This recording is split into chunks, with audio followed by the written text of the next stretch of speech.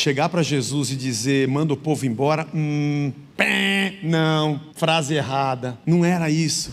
E geralmente quando se prega isso, é para arrancar o couro todo com os pelos e tudo. Entrega tudo que você tem. E o que vai acontecer comigo? O que vai acontecer comigo? Relaxa, Ele vai multiplicar, e multiplicar, e multiplicar. E você vai ficar com 12 cestos cheios. Os 12 cestos. Os 12 cestos. O texto não fala o que foi feito com os 12 cestos. E eu quero abrir aqui uma votação democrática. E nós vamos decidir o que será. Pode ser que Jesus quisesse dizer o seguinte, mas eu não dei autoridade a vocês. Ele não falou, mas pode ser. Vocês não estavam me contando um monte de milagres que vocês fizeram? Vocês não disseram do poder que vocês viram? E agora vocês estão diante de pessoas que estão precisando? E cadê todo aquele poder? Não sei se foi isso que Jesus quis dizer. Eu estou aqui hipoteticamente dizendo que pode ser. Mas a verdade é que, independente de Jesus ter compartilhado com eles uma autoridade para que fizessem milagres, o mais importante é que Jesus tinha compartilhado com eles, durante todo o tempo em que esteve com eles, o seu coração. Não é estranho você sair de um momento onde você vê o poder de Deus agindo, mas quando você vê a fome, você diz, dispense essas pessoas. Não é antagônico o mesmo Deus que me dá um poder para realizar, e eu, quando encontro a dor de um outro alguém, eu quero dispensar rapidamente? Será que o fato de eu ter um poder para realizar algo me torna insensível? Porque se eu tiver um pacote de dinheiro no bolso, eu não tenho que me envolver sentimentalmente com as pessoas. Qual o problema? Você é quanto? Toma, próximo, rápido. Será que o poder acumulado nas mãos de alguém pode tornar essa pessoa insensível quanto à dor do próximo? Porque eu vou te dizer uma coisa, é muito mais fácil resolver problemas do que chorar com quem chora. Muito mais fácil. Você marca a hora de começar a atender, faz uma senha de chamada e vai resolvendo e dando o que precisa, e amanhã volta, fechou, amanhã você volta, pega a senha no 00 e amanhã a gente começa às 8 da manhã. Porque se resolve as coisas com capacidade, com habilidade, com soluções. Mas Jesus queria compartilhar o coração com essas pessoas. Porque poderia ser que na cabeça dos discípulos nunca tenha passado, e eu estou dizendo hipoteticamente, eu não sei se foi isso que Cristo quis dizer para ele, mas na cabeça dos discípulos talvez nunca tenha nem passado, nem perto a ideia de multiplicar pães. Apesar de terem ali na mão 5 pães e 2 peixes. Acho que nem de longe passou pela cabeça deles, vamos pegar esses pães com o mesmo poder que a gente usou ontem, acho que sobrou para hoje, a gente multiplica. Não, isso não deve ter passado mesmo. E não sei se era isso que Jesus queria que eles fizessem, eu creio que não, porque não foi isso que aconteceu. Mas a verdade é que mesmo que eu não tenha, ou não ache que tenha, poder para realizar a multiplicação, pelo menos eu deveria ter sensibilidade com a fome de quem está passando necessidade. Porque eles poderiam, ao invés de chegar para Jesus e dizer, manda o povo embora, eles poderiam dizer, Jesus, nós estamos preocupados com a fome dessas pessoas e a gente não sabe o que fazer. Talvez Jesus dissesse para eles, bingo, não se preocupem com o poder para fazer, porque eu estarei convosco todos os dias. Eu não preciso que vocês tenham poder para executar, eu gostaria que vocês tivessem o coração para sentir.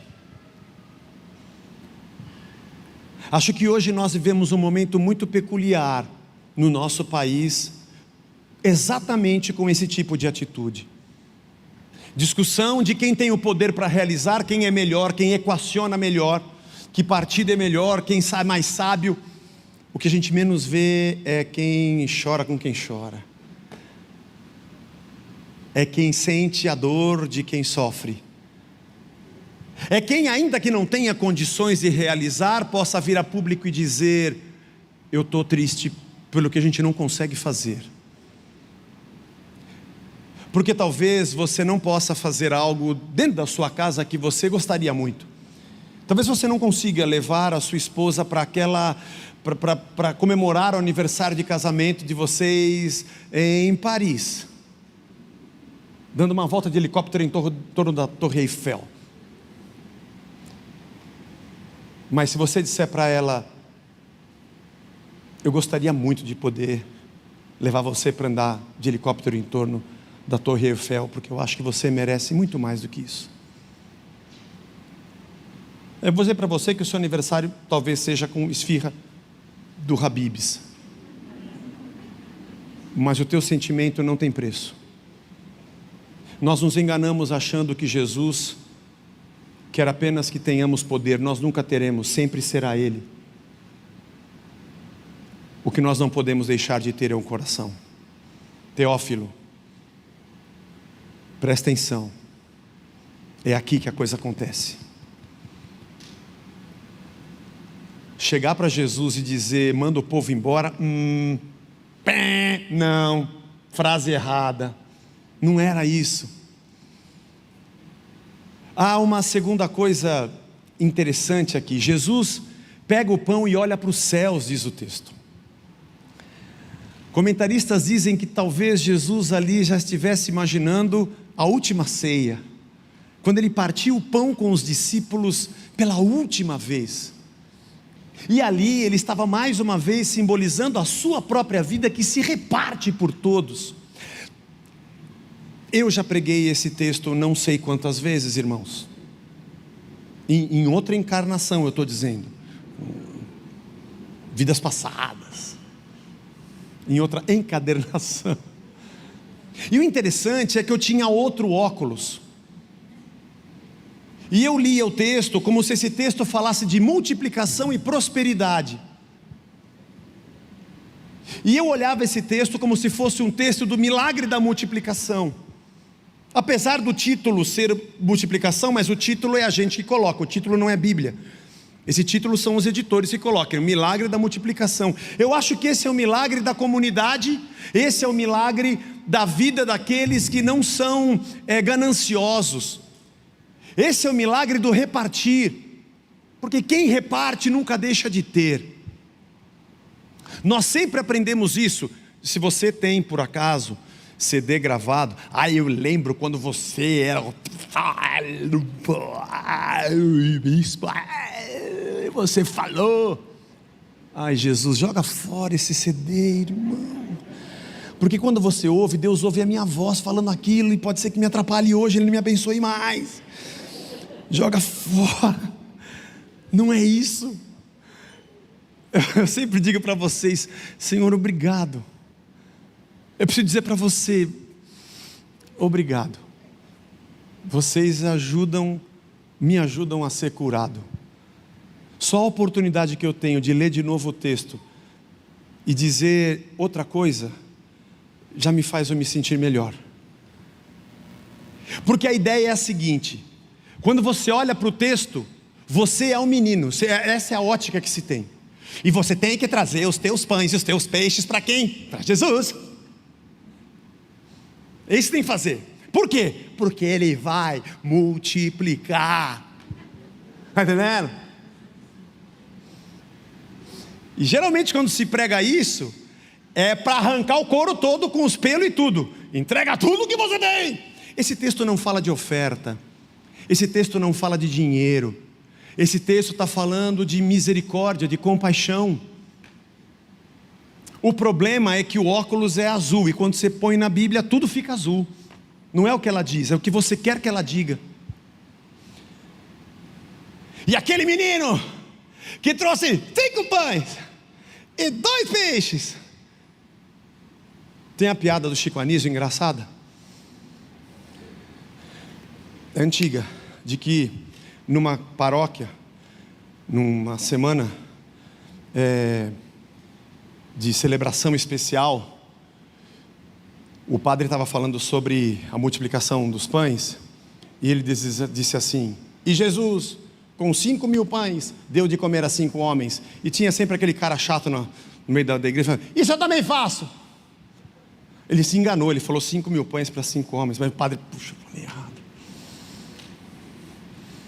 Aí no ano seguinte, um ano depois, ele vai no mesmo texto, na mesma celebração, e diz: e Jesus, com cinco pães, deu de comer a 5.000 homens, faz agora, eu faço com o que sobrou do ano passado.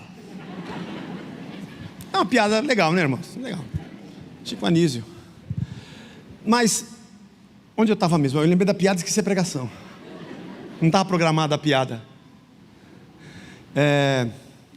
Nós achamos assim: traz os seus pães, entrega tudo. E o que vai acontecer comigo? O que vai acontecer comigo? Relaxa. Ele vai multiplicar, e multiplicar, e multiplicar. E você vai ficar com 12 cestos cheios.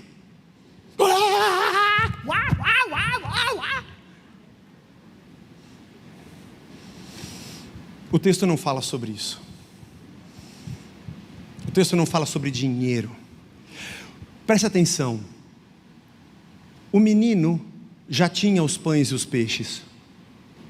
Ele não precisava de multiplicação para comer. Aliás, eu acho que ele não conseguiria comer os 5 pães e os 2 peixes. Acho que ia sobrar de qualquer maneira. Sabe aquela mãe que fala: leva um, mamãe, leva mais. Sabe? Tem 3 perguntas que toda mãe faz quando você vai na casa dela. Primeira: você comeu? Segunda: você trouxe blusa? A terceira, nem sempre. Está com guarda-chuva? Pode e não pode. Porque é o cuidado da mãe. Mas mãe, eu não vou comer tudo isso. 5 pão, coloca aí, vai que dá fome no meio do caminho. Esse menino não precisava de multiplicação. 5 pães é bastante para uma pessoa só. Mais os 2 peixes. O interessante é que ele não entregou porque precisava de multiplicação. Ponto 1, está errado essa ótica. O segundo mais interessante é que os 5.000 que comeram da multiplicação não entregaram nada. Jesus não te abençoa segundo uma troca e uma barganha do que você dá para Ele multiplicar. Ele te dá quando você não tem nem o que dar, porque Ele é doação, Ele é repartir, Ele multiplica por graça e de graça. Não é um negócio espiritual, é amor. Joga fora aquele CD. Como diz aquele hino evangélico: vou jogar fora no lixo. Joga fora no lixo. Joga, irmão. Ah, mas eu gosto tanto daquela parte. Não, nem aquela parte. Aqueles discípulos estavam diante de uma demonstração de generosidade, amor. Eles estão com fome. Faz eles sentarem. Jesus olha para o céu e fala: Pai, eu sou o pão vivo que desceu dos céus. É o que pode ser que tenha passado. Quem somos nós para imaginar o que passa na cabeça de Jesus? Mas eu estou aqui para tentar entender o que Lucas quis dizer para Teófilo. Eu vou me repartir. Esse é o pão que é partido por vós. Comam. Esse é o cálice, bebam. Façam isso, façam isso, façam isso em minha memória. Partam, repartam. Essa é a comunidade da generosidade. É a comunidade que sabe que Ele está conosco.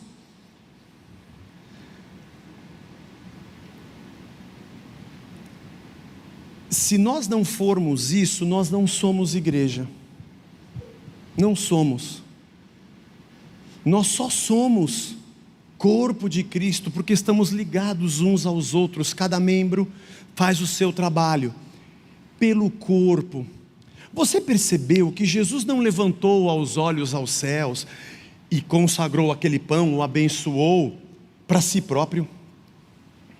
Os discípulos talvez estivessem preocupados com eles: manda esse povo embora. Mas ele disse: não, temos que dar de comer para eles. Jesus não pegou aquele pão, não tomou aqueles pães na mão. Ele não pegou os pães para o menino para fazer um negócio de multiplicação para o menino. Os olhos dele estavam na fome e não na abundância. Para um menino era muito. Será que quando temos poder, isso aponta para o nosso ventre ou aponta para a dor de quem sofre? Será que o reino que chegou dentro de nós pode encontrar em nós um canal para que seja visto além de nós, ou tudo que Deus acumula em nós, nós temos um plug que tampa e nós dizemos, é tudo para nós. Já que nós oramos que o pão nosso de cada dia nos dá hoje, eu não oro o pão meu, o pão é sempre nosso, porque somos uma comunidade de gente ligada a gente. Jesus não fez isso por ele, ele fez isso pelo outro. Ele não precisava fazer por ele, era pelo outro. Nem os discípulos precisavam fazer por eles. O Senhor estava presente ali do lado deles, nada lhes faltaria. É isso que nos torna irmãos. Acho que Lucas está dizendo, olha o que Jesus fez, Teófilo, presta atenção. Olha como ele, olha os olhos dele, é como se Jesus dissesse para os discípulos, lá eu dei poder para vocês, fizeram milagres, mas vocês estavam achando que o foco era vocês, que a bênção era para vocês, que o pedestal da honra era para vocês, e que me contarem os milagres que vocês fizeram, talvez fosse muito legal e orgulho para vocês, mas diante da multidão com fome, eu queria dizer para vocês que o foco é outro. É a comunidade que não carrega egoísmo, é a comunidade que não carrega para acumular para si. Eu acredito nisso, porque esse é o evangelho do Senhor que reparte. Tem um ditado que diz, onde pinga não seca, já viu esse? Tem épocas na vida que a coisa está apertada, parece que seca a fonte, é só uma gotinha todo dia que pinga, e quando alguém fala, como é que está a vida? Está bem, está sem trabalho? Onde pinga não seca, todo dia está aqui. Não é interessante nós lermos lá no Antigo Testamento, quando o povo foi para o deserto, e caiu maná do céu, e Deus falou, vou alimentar vocês, hein? Vai cair o pão aí, vocês pegam a quantidade para a família de vocês, mas não guarda para amanhã, porque se guardar, vai dar bicho, vai apodrecer e vai feder. O que aconteceu no primeiro dia que caiu o maná? Adivinha? É tudo que nem nós, irmão. É que nem a gente. Sabe? Tipo promoção do Carrefour. Mas você não vai conseguir comer tudo isso. Mas está muito barato. Não estou dizendo que você não deva fazer isso. Fica à vontade, irmão. Eu já fiz isso também. Porque a gente fica tão desesperado que amanhã não vai ter. Porque o nosso problema é que a gente não crê nem que Deus está com a gente hoje, muito menos que Ele vai estar com a gente amanhã. E a minha fé quer me tornar independente de Deus. Eu tenho tanta fé que eu vou juntar um monte de coisa no meu celeiro para nunca mais eu ter problema na vida, porque eu não creio que Deus vai me dar amanhã. Parece que eu tenho fé para acumular, mas não tenho fé para confiar no Deus que está comigo amanhã, mesmo que eu não veja. Basta cada dia o seu mal. Amanhã trará consigo os seus cuidados. Não andeis ansiosos por coisa alguma. Aí os caras pegaram aquele monte de maná. Ele falou, Moisés falou, mas pô, tá de graça. De manhã, no dia seguinte, quando os caras acordaram com um fedor desgraçado dentro do quarto, tudo cheio de bicho e podre, era todo mundo saindo com aquele saquinho de mercado, né, que a gente usa para colocar lixo, com maná. E quando abriram a tenda e olharam, tinha maná novo. Vai jogar fora. Deus falou, não falei para você, era para não pegar. Aquilo é um exemplo incrível.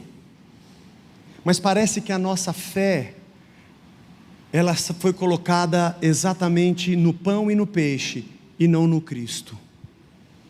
Eu tenho fé para ter muito pão e muito peixe. Aliás, eu quero entregar o que eu tenho para ter 12 cestos cheios.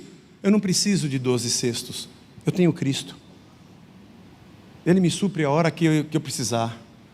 Fé não é ir a Deus para que Ele me dê o que eu preciso. Talvez fé seja ficar descansado, porque eu sempre vou ter o que eu preciso. E Jesus pensou no outro. Mas tem uma última coisa nesse texto que Lucas ensina para Teófilo, que eu nunca tinha pensado, irmãos. Os 12 cestos. Os 12 cestos, o texto não fala o que foi feito com os 12 cestos. E eu quero abrir aqui uma votação democrática, e nós vamos decidir o que será, conhecendo o Jesus da misericórdia e da graça, conhecendo o Jesus que anda 50 quilômetros para ressuscitar um menino, que atravessa uma tempestade por causa do endemoniado gadareno, aquele que cura o leproso, o paralítico, aquele que entra vai com Jairo até a casa dele, cura a menina uma mulher que tinha o fluxo de sangue, aquele que abraça crianças, que vai na sinagoga, que senta na mesa com publicanos e pecadores. Essa é a imagem que Lucas está fazendo para Teófilo. Irmão, o que eu vou falar agora não tem nada a ver com os nossos dias de hoje, eu estou falando daquele tempo. Hipótese número 1. Hipótese 1. Jesus chama os 12 e fala: atenção, recolhe os 12 cestos, é nosso. É lógico, nós que fizemos um milagre, nós temos o lucro do negócio. A igrejinha é nossa, não estou falando de hoje, irmão, estou falando daquele tempo. Aquele que faz o milagre tem o direito de comer o lucro dele. Não estou dizendo que eu já ouvi isso hoje, estou dizendo que estou imaginando o que aconteceu naquela época. Como se o próprio Jesus dissesse: caramba, meu, sobrou 12 cestos, cara. Recolhe rápido, vocês são em 12, um cesto para cada um me dá metade, a rachadinha do pão. Mas é coisa daquela época que eu estou falando. Essa é a primeira hipótese, que Jesus tenha dito: pega para nós, pô, pega para nós. Jesus, sobrou mais do que foi entregue. E não é do menino? O menino já comeu. Eles se fartaram. É que ele comeu menos do que 5. Não importa, importa que ele já tem o que ele precisa. Mas é muito para nós, não importa, nós merece. Essa é a primeira hipótese. A segunda hipótese é a do menino mesmo. A mãe falou para ele: olha, você vai na igreja do Jesus e você entrega tudo, porque eu te profetizo, meu filho. Recebe e toma posse agora e declara: você vai voltar com 12. Essa é a segunda hipótese. E que tudo isso que aconteceu, aquelas 5.000 pessoas, foi mera sorte. Eles deram a sorte de entrar na oferta do menino. Olha só, vai ser sortudo assim lá em Piancóia. Eu nem sei se Piancóia existe, mas existe. Mas o meu tio avô sempre dizia: vai ser sortudo assim lá em Piancóia. Mas enfim, pega o menino e ele vai na igreja do Jesus. Eu não estou falando de agora, irmão, estou falando daquela época. Vai na igreja do Jesus e diz: minha mãe falou que se eu entregar para você, você vai multiplicar. E Jesus falou para ele: eis, eu nunca vi fé como essa em Israel. Aí, todo mundo comeu, sobrou 12 cestos. Chama o menino aqui em cima. Esse aqui teve fé. Vocês entregaram nada, seus barriga murcha, só comeram. Mas ele não. Dá o testemunho, o que você tem agora? Eu tenho 12 cestos cheios, agora tá vendo? Irmão, o menino não tinha geladeira. Eles só comiam animais, peixes frescos. Se ele levasse os 12 cestos, até o pão pode ser, fica duro, mas você come no dia seguinte. Agora o peixe vai estragar. É uma ganância desgraçada. Ter o zóio maior que a boca. Não sei se você acha que talvez tenha sido a segunda hipótese, que a segunda hipótese seja exatamente ficar com o menino, porque foi esse o milagre que Jesus fez, para ensinar para a gente entregar peixe e pão para multiplicar para nós, como se o foco fosse eu, como se eu tivesse que imitar um menino e não imitar a Cristo. Eu devo ser semelhante a quem? Imagem e semelhança do menino ou imagem e semelhança de Cristo? O foco é outro. Tem uma terceira hipótese de Jesus dizer: é o seguinte, quem que errou a conta? Pode desperdiçar poder, porque olha, eu falei para você colocar de 50 em 50, quem que ficou para contar? O Judas. Judas sempre erra no número, eu não sei, sempre ele erra no número, sempre tem. Só que com ele sempre falta, aqui sempre sobrou. O que aconteceu com o Judas? Ô Mateus, você não ajudou ele? Você que é publicano, sempre fazia a conta, pô. Pai, perdoa, desperdicei poder, porque agora eu vim, soltei um monte de poder, agora sobrou, os caras já comeram tudo. Quem quer mais? Entuxa no povo. Come para não jogar fora. Meus avós vieram da Itália, minha avó veio da época da guerra. Então a comida era uma coisa que é sagrada. Se fosse jogar um pão fora, tinha que dar 3 beijinhos para jogar o pão fora. Quem já passou por isso? Aí, tá vendo? Era assim. E tinha mesa que tinha gaveta, porque diz que lá na Itália, na época da guerra, quando estava comendo e chegava alguém em casa, você escondia a comida na gaveta da mesa. Mas é que era uma coisa cultural, porque só tinha muito pouco. Estavam jantando? Não. Era uma coisa meio assim. Mas é verdade, eu vi mesa com gaveta. Mas era aquela coisa assim, a escassez faz a gente, às vezes, tendo o Cristo do nosso lado, vocês erraram a conta, vem aquela discussão toda, agora sobrou, agora é o seguinte, ninguém encosta. Vocês vão todos embora para casa, deixa aqui, isso aqui vai apodrecer e vai ficar aí. Mas gente, ô Jesus, não pode distribuir para as pessoas, não, porque o Big Mac quando esfria não pode, joga no lixo, não pode, é assim que faz. Pode ser que seja essa hipótese, porque não conta o que ele fez com os 12 cestos, essa seria a terceira. Vamos colocar uma quarta hipótese para você escolher nenhuma das anteriores ou uma delas. Jesus não se enganou, não errou na conta, não levou para ele não precisa, ele faz assim, poderia fazer as pedras transformarem em pães, mas não tem problema, ele poderia. Não foi o menino que saiu feliz da vida para dar testemunho para os outros, para todo mundo trazer peixe para Jesus para ele multiplicar. Não, também não foi isso. E nem tampouco foi um erro de conta.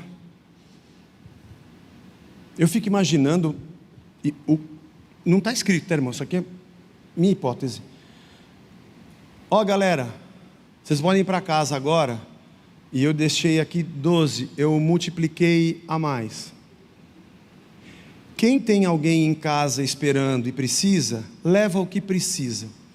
Essa semana, a inteligência artificial colocou lá na minha lupa da timeline do Instagram, eu não sei se é antigo, se é novo, mas apareceu para mim.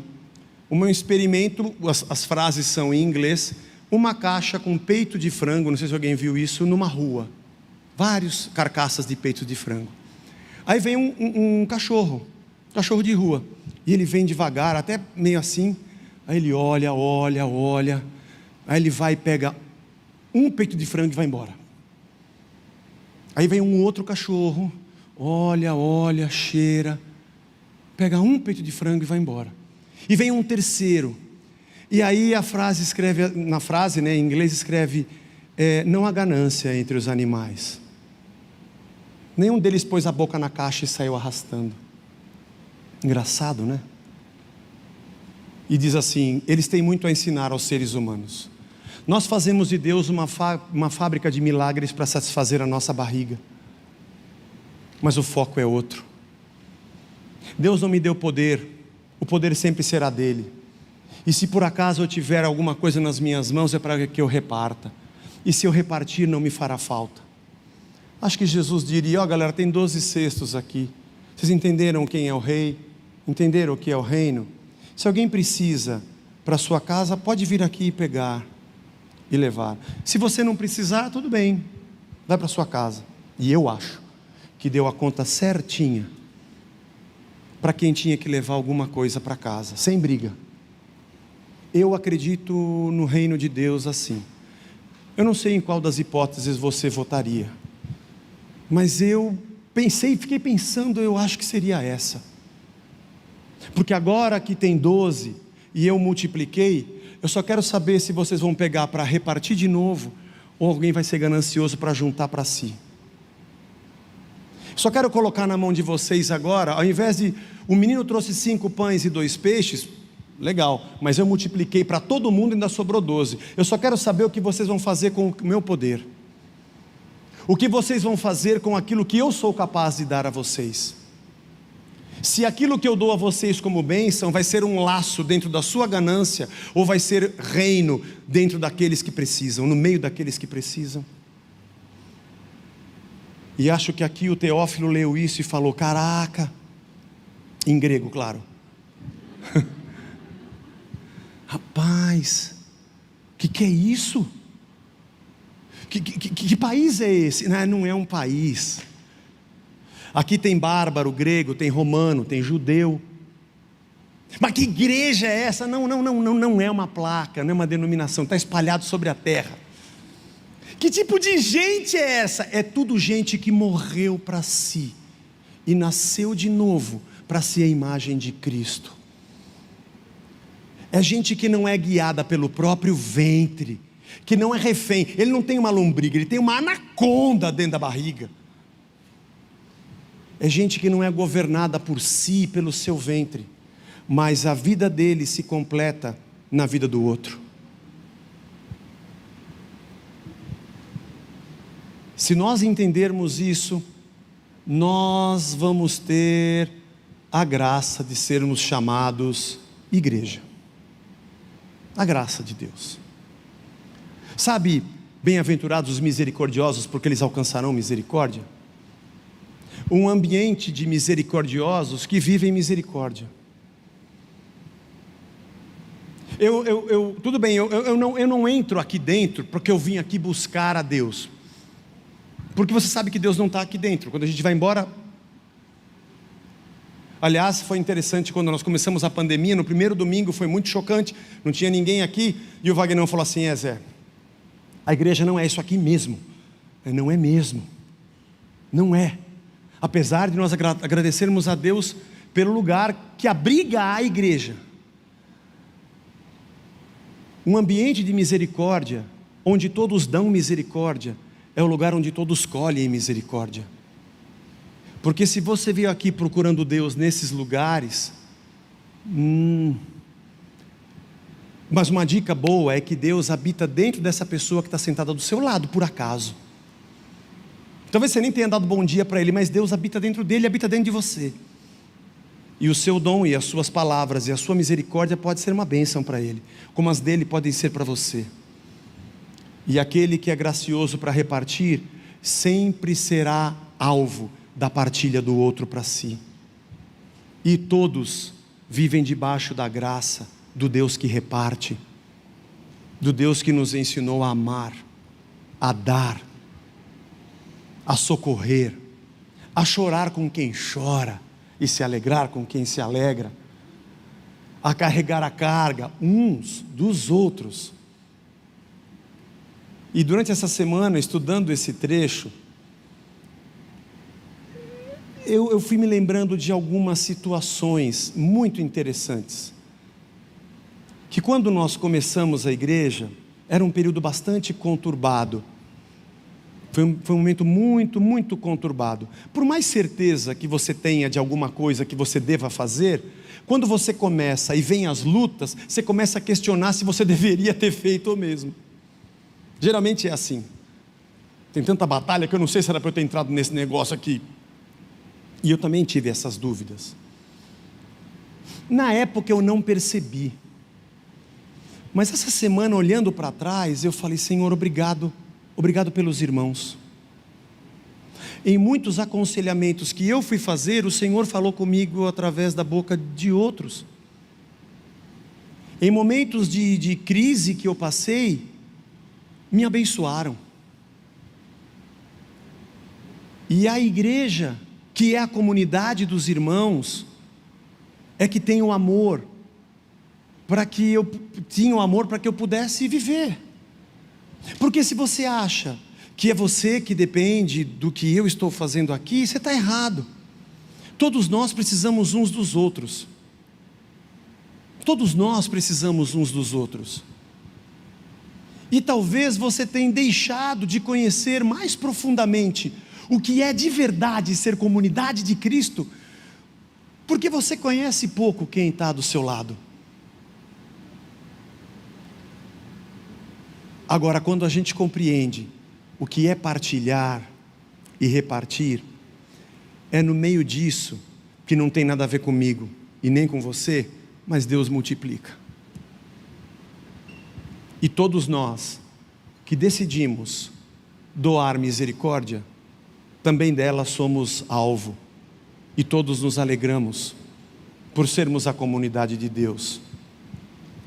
Não porque temos um armário cheio, podemos até ter, não é pecado ter, mas sempre eu estou olhando além de mim, além da minha vidraça, além da minha janela, para que, uma frase de Paulo, eu possa repartir algum dom e abençoar uma comunidade, ao mesmo tempo que ela reparte comigo e me abençoa. Termos uns aos outros é que é um grande milagre. Isso é um milagre. Como Vagnão disse, para Jesus multiplicar pães não é milagre. Ele criou o trigo, o chão, os sais minerais que fazem crescer a espiga. Ele criou tudo do nada. Para ele é só continuar sendo Deus. Agora, o grande milagre é quando Ele for Deus diante de nós, entender que o coração dele tomou o nosso coração, não o poder dele tomou a nossa barriga. Assim seremos imitadores de Jesus Cristo. E que Deus nos abençoe. Que dentro da nossa casa isso seja visto. E o pior lugar para isso ser visto é na nossa casa. Com a esposa, com o esposo, com o filho que eu estou bravo com ele, com o filho que está bravo com o pai, porque a gente se conhece demais, os defeitos. Mas é a melhor escola. E essa misericórdia passe para cá, e para os lugares onde passemos, ou nosso trabalho, onde for. Porque sabe, Jesus teve muitas multidões na sua frente, e nós temos relatado as 2 multiplicações de pães. Ele poderia fazer isso todo dia, ele poderia virar um restaurante Bom Prato ambulante pela Judéia toda. Mas não era isso que ele queria fazer. Ele queria que nós olhássemos para o seu coração, menos para a nossa barriga, menos para o nosso bolso. Tranquilo, quédate tranquilo. Amanhã, o Senhor que supriu hoje, vai suprir amanhã. Talvez até você esteja aqui hoje dizendo, hoje eu estou aqui, mas amanhã eu não sei como é que vai ser. Vai ser como hoje. Não precisa de um maná de hoje para guardar para amanhã. E eu sei que é difícil, mas isso se chama fé. Ele cuida da gente. E vai continuar sempre cuidando. E a gente vai continuar sempre repartindo. Vamos ficar de pé, vamos orar.